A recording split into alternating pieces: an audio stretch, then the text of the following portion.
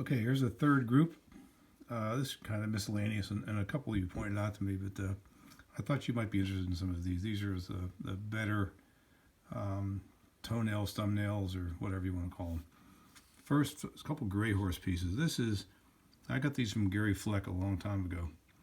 He said this is about as big as the single crystals get, and I bought a single crystal from him.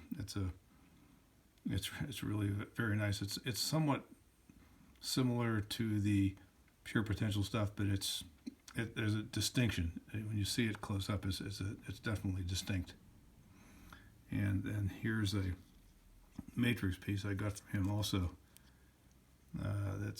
You can see that it's. Oh, by the way, that the single crystal is not etched out of calcite. It's something that broke off the matrix. Now you can see these are the more traditional etched out of calcite. There's a good bit of calcite left, as a matter of fact.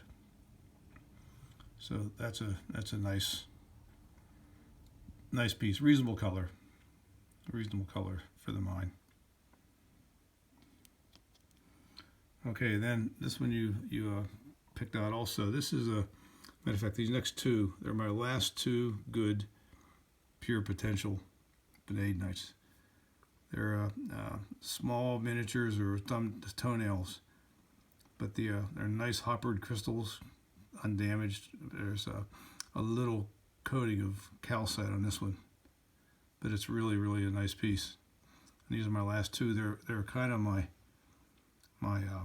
size. This is the size I like to collect in certain things, anyways. But if you want one of these, I guess I'd like to keep one anymore. Anyways, here's another one here that's just very nice also.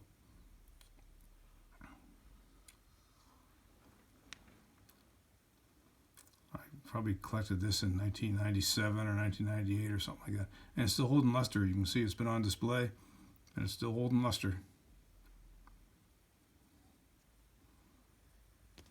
Okay, then a couple other strange things, or odds and ends. This is a double terminated quartz on Johannite and axonite from the iron cap. I bought this from George. Well, I got it as part of what he would give me for working for him back in the 90s. But it's unique to see the double terminated quartz. I think you have some of this stuff, but maybe not a double terminated quartz, which is kind of unique. And then this is a weird magma barite single crystal. Very nice shape, pretty large single crystal. Love to get these on matrix, but there weren't that many of them to begin with, and they got confiscated real quick. Anyway, that's a nice single crystal of magma barite. And here's two very unique cerusites from the Grand Grief. If you look, you can see there's a point on that one. This one's got kind of a pyramid completion. One on the left is pyramid. The one on the right is more traditional. But I remember collecting these with George and his son, and we broke open rocks on the dump, and again, the rocks are so hard that anything attached was going to be detached. And I remember breaking open one, and these two were rattling inside of it. And they came out. I kept them ever since. This is probably 25 years old too, since when I collected it. And then an interesting red cloud piece. This is a pure mimetite piece with little cubes of rhombs of calcite, but it's all pure mimetite. No wolfenites to be seen. Kind of unique. Very classic red cloud color, even for the memetites.